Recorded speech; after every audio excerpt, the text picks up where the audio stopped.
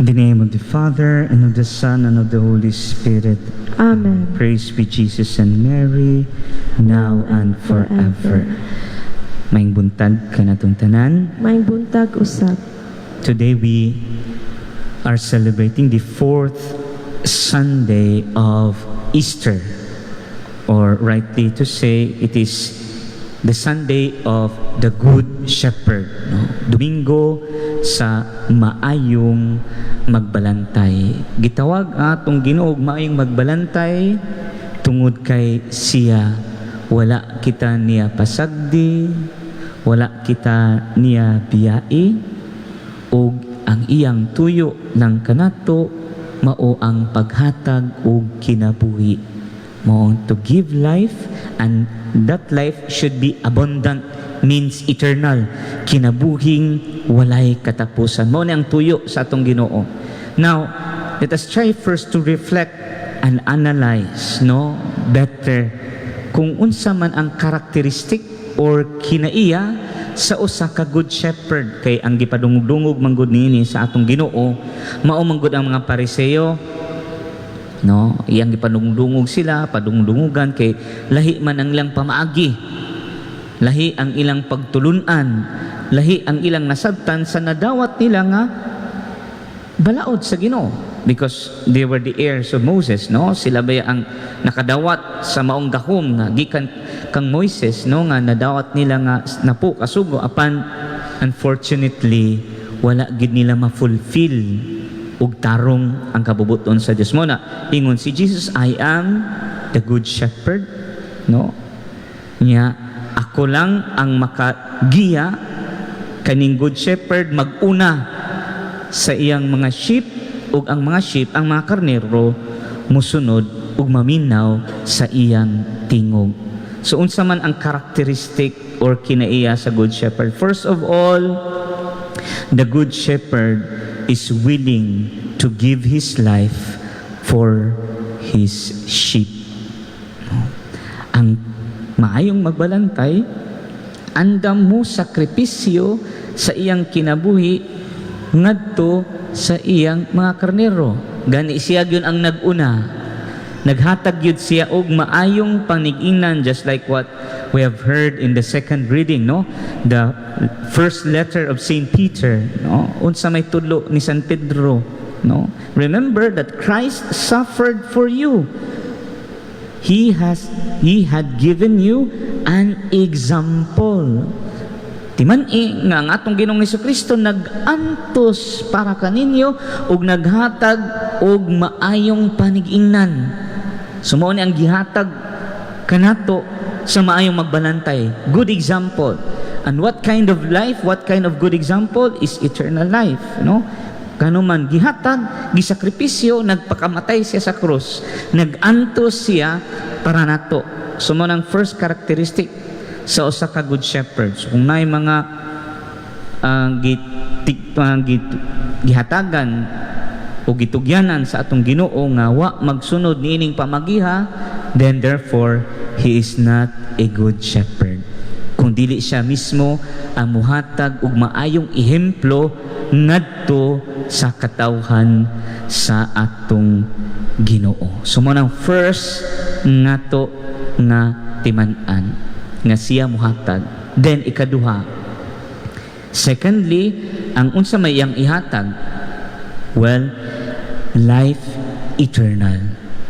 Muna ihatag sa maayong magbalantay, kinabuhi o kinabuhi nga walay katapusan. Therefore, kung ang usa ka tao, sama sa giingon ni at sa atong Ginoo, kay ang dili maayong magbalantay, usa siya ka kawatan. Nya unsa ra may tuyo sa kawatan? A thief comes only to steal and slaughter and destroy.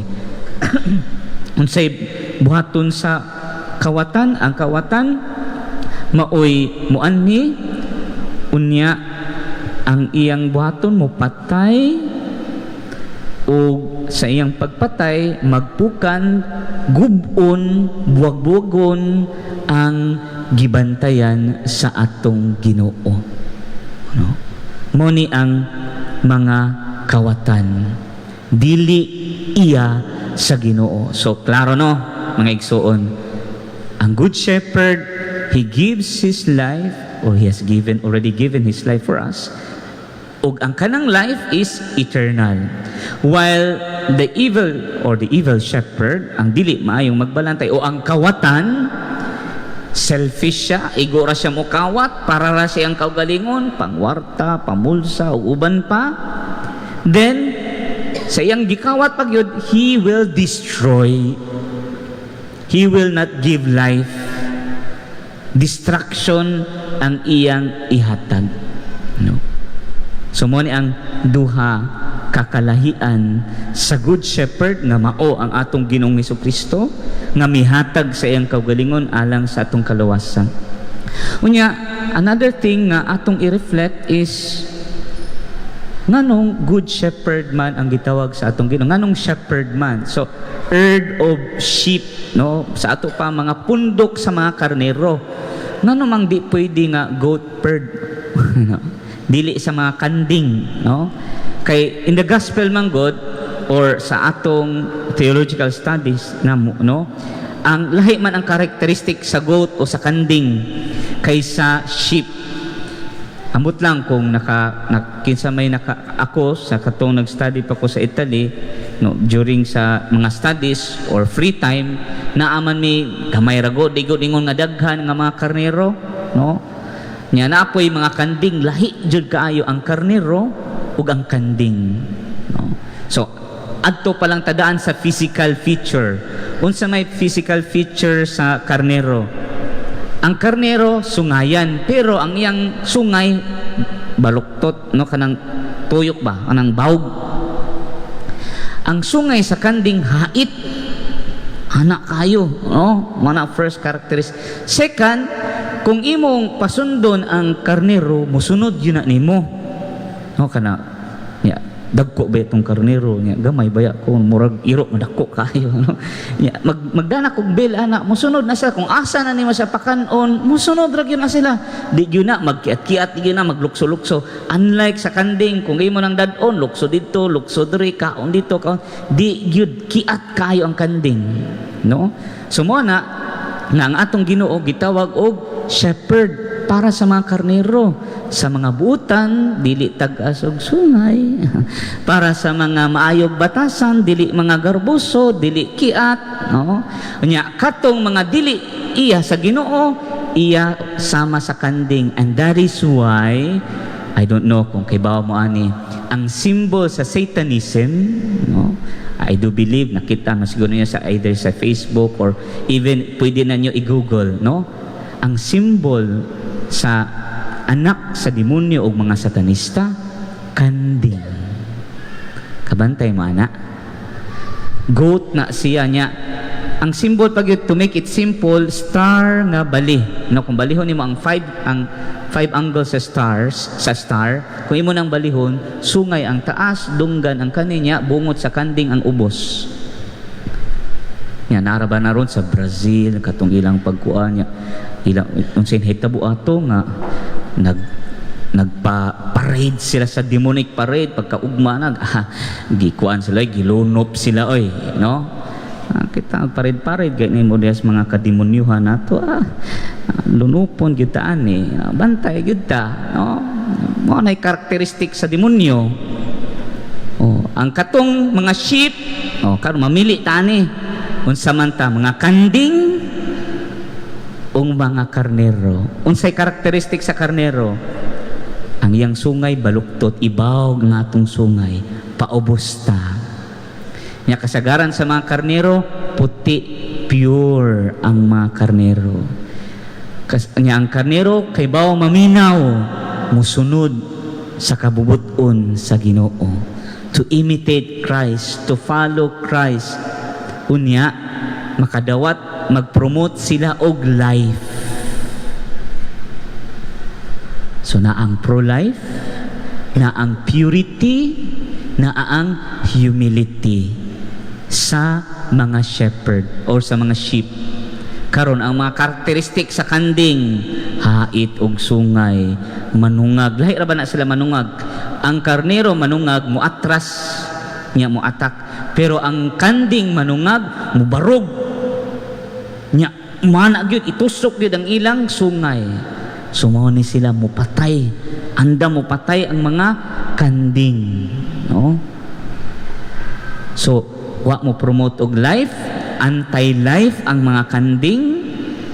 Unya magkalain-lain na sa color, of course, luya pas mga kanding, di man sa ilang pagkamanan. Ang karakteristik rang atong ikuan na lami ra bang kanding labi na ikadalita nimo, no? Pero di ang atong buot pasabot ani mga igsoon is the characteristic nga mura man ang mga Kristiyano karon, imbis nga sila mahimong shepherd or sheep rather, nahimo nang tang mga goat.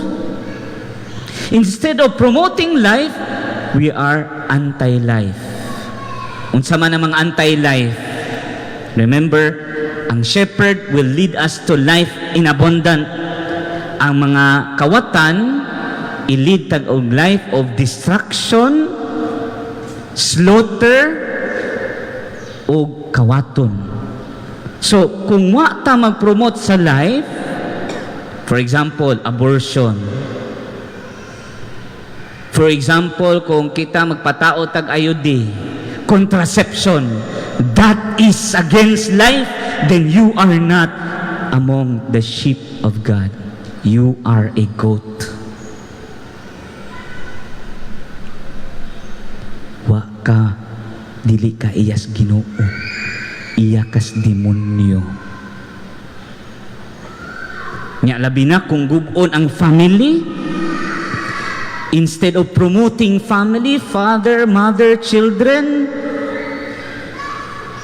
you are not a sheep, but you are a goat.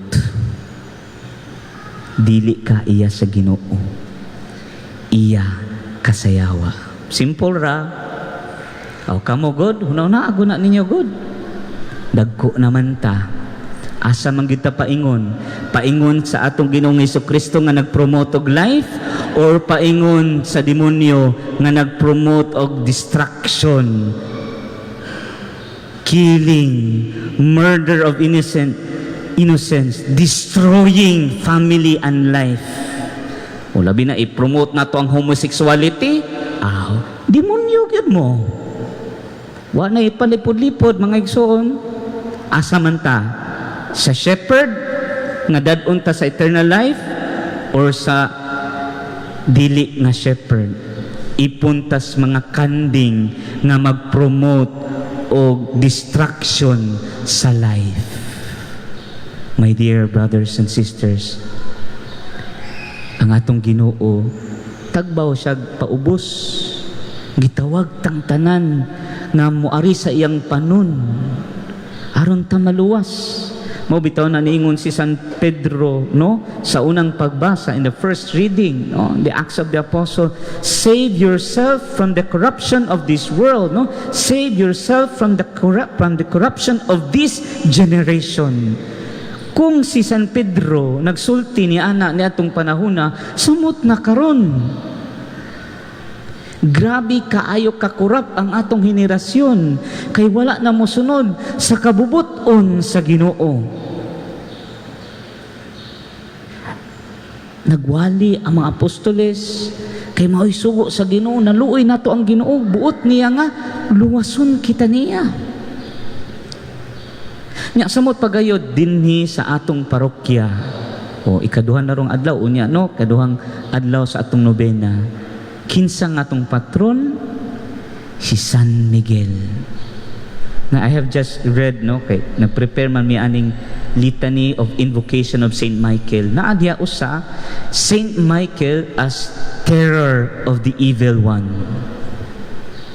Dili gyud mo tugot si San Miguel nga kita maulipon sa yawa, sa pamaagi sa kinabuhi sa yawa.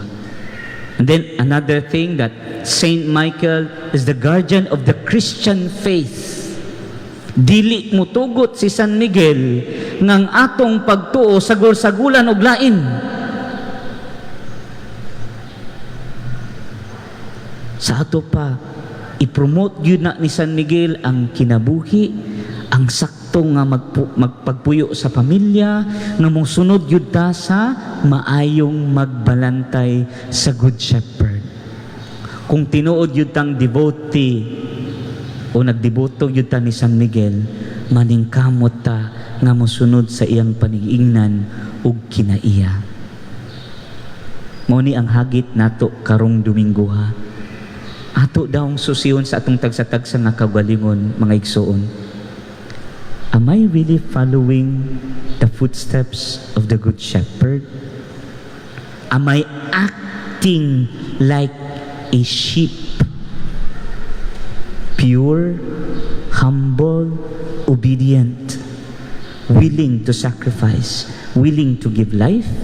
Or dili ba ka ari kumusunod sa distraction sa life, mura kog kanding hait kay sungay, andam mo patay, mura kog kanding nga kiat kaayo nga magbuot-buot og ako, dili ko mosunod unsay isulti sa Ginoo, kaya akong pabot, akong gusto ang matuman, dili ang kabubuton sa Dios.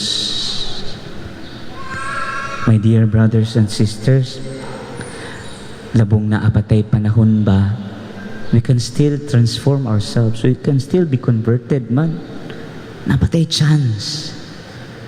We can still change our life. And God is always willing to wait for us. No? Ipaabot ang Ginoo.